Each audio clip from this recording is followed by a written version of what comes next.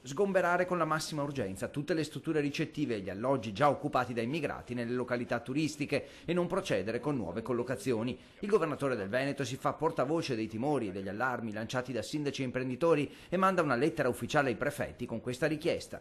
Ho scritto ai prefetti perché nelle località balneari non ne vogliamo, ma non ne vogliamo in tutto il Veneto. Siamo tra le prime 3 regioni in Italia per numero di immigrati. L'11% della popolazione sono 517.000 immigrati in Veneto. Sono arrivati anche loro da profughi, da disperati. Oggi diciamo di no, basta.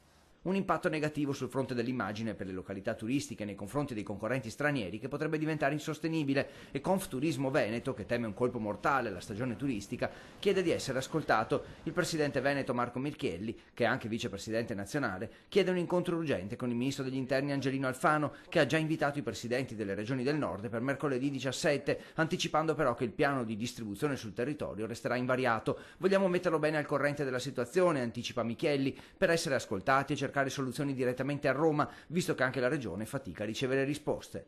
Le competenze delle regioni sono zero, che è chiaro a tutti. Il governo decide dove mandare gli immigrati, di notte, di giorno, e per il tramite delle prefetture decide anche ovviamente gli stabili, gli alloggi e tutte queste cose.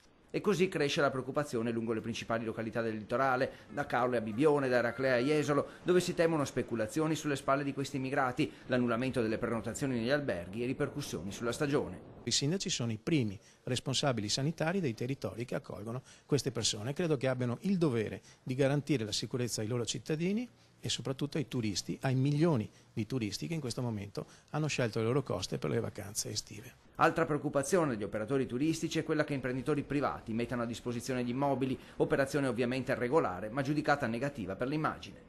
Io credo che non sia questo il modo di approcciarsi, non è questione di essere degli ipocriti, ma bisogna dirci le cose come stanno. Oggi c'è un grande business economico che non va bene, allora se mi consente devo fare una scelta, io francamente preferisco non incentivarlo e quindi dicendo no.